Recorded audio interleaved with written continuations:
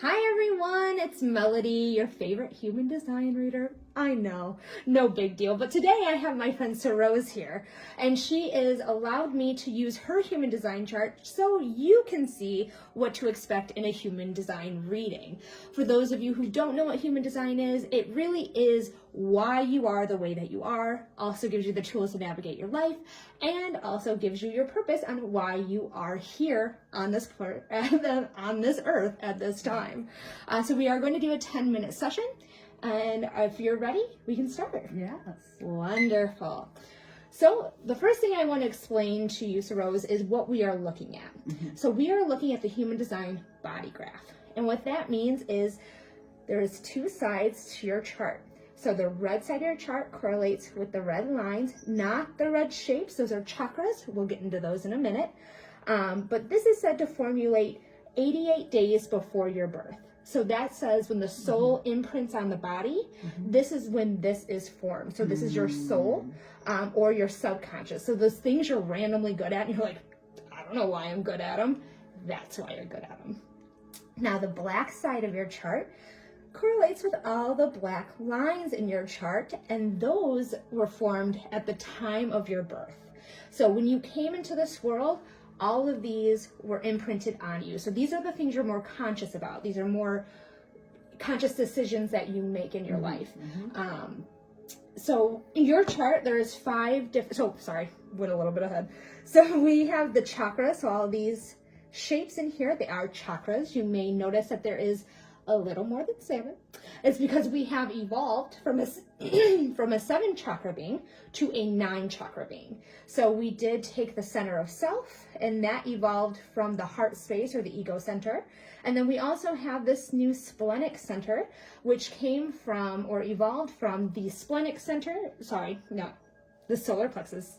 That is your emotional center. So that's why we have 9. Now, we do have 5 different aura types in human design. There's the reflector, the projector, the manifester, the generator, and the manifesting generator.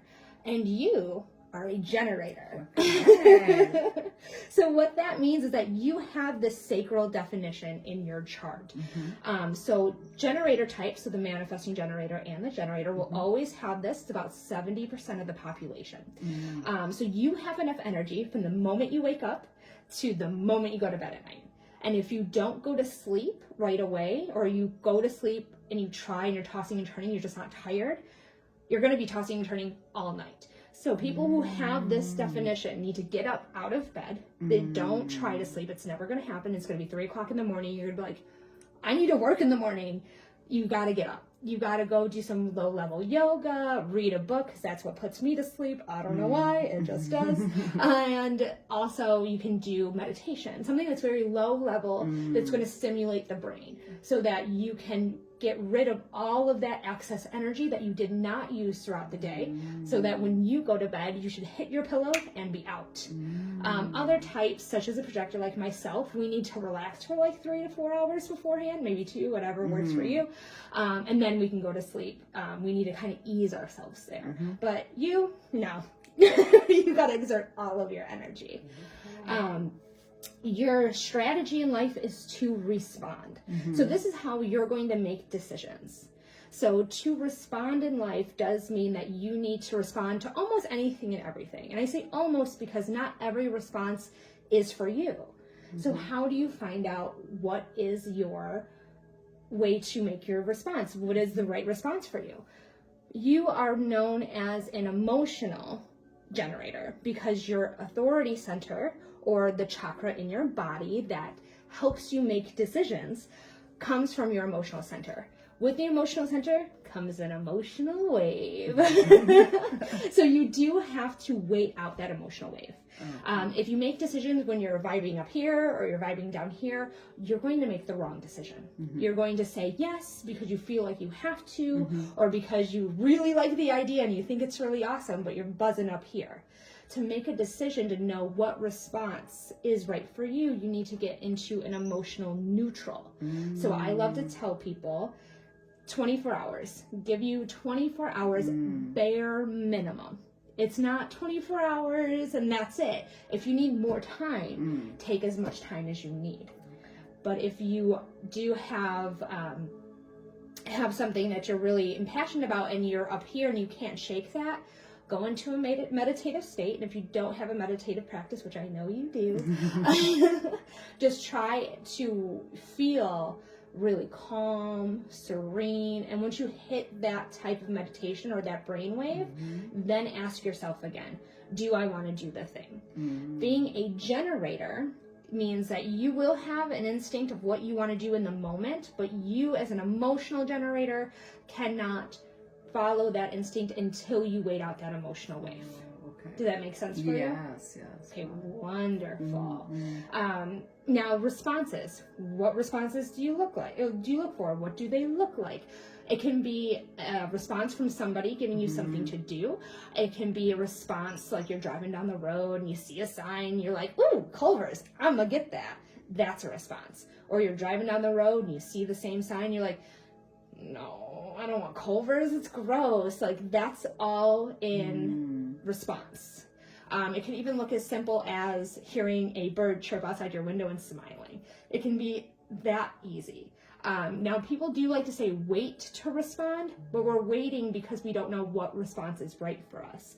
So once we find a response, you wait out your emotional wave, and then you ask yourself again if you want to do that thing. You might go from a yeah right away, just because you were really excited about it, to actually, I don't think this is actually for me. So whatever that is what you're going to do. Your body knows what to do. Okay. Your brain is really dumb. That's true. Everybody's I right. agree. That makes perfect sense, actually. Wow, yeah. Oh, good. I'm so glad. Because our brains love to talk us out of what our body knows. Yes. And when our body finally is in correlation, our brain actually matches, okay, our body's saying no, then we're saying no. Yeah. The worst thing anyone can do is make a decision and then say but. Erase that right from your vocabulary. Okay. There is no buts. Your body has the final say. When you say but, that is your brain coming into action. Okay. So we need to make our trust that our body knows what's happening. Okay. Because our bodies always know first. Even with illnesses, like the body knows first. And then it tells the brain, hey, I'm not feeling so hot. Okay. So, and then our brain goes into a correspondence. Oh, I guess we don't feel so good. Let me tell the person. Yeah. So that's the same here, but we are going to not let the brain talk us out of what our body knows. Okay. Now, when we are in the wrong places, doing the wrong things, the wrong job, the wrong relationship, the wrong whatever, your not self-theme is frustration.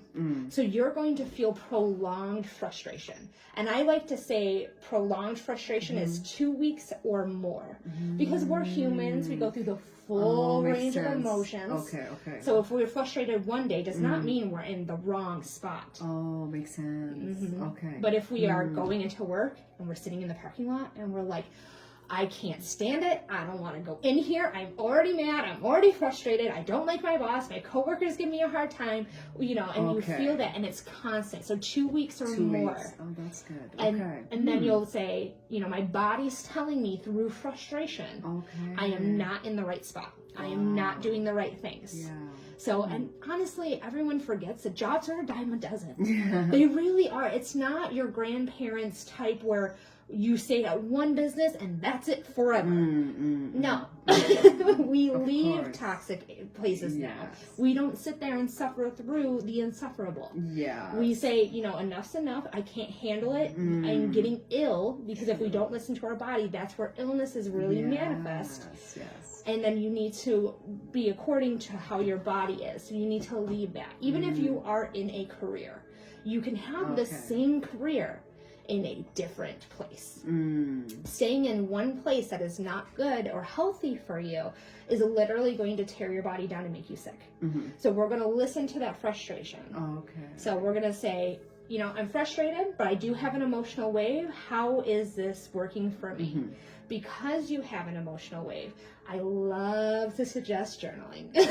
Okay. So in the morning, get your journal out and say, I feel this way this morning, right away. Get your emotions out there and say, I'm feeling pretty okay. The middle of the day comes around, it's like, you know what, I'm starting to feel a little frustrated. And just so, and then at night, you're like, okay, that was a minor infraction. I'm no longer frustrated. I'm fine. You know, whatever your day goes. Okay. Just so you have knowledge of how your emotional wave works. Okay. Knowledge is power. Of course. So write down how you feel and write down the feelings associated with that. Why do you feel that way? Okay. You might wake up in the morning and not know why you felt that way, or you wake up in the morning, you're like, this dream pissed me off. Yes, You know? yes. So Wow. keep an eye on your emotional wave Okay. throughout the entire day Okay. until you see your pattern, because everyone does have a pattern. Okay.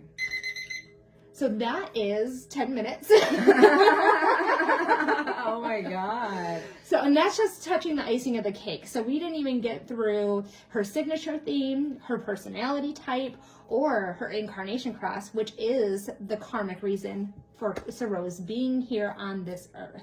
So if you're interested in getting your human design read and having a longer session, usually it's about a half hour, so we can get through all the information, feel free to reach out to me and schedule something today at humandesignwithmelody.com. Oh my God, girl.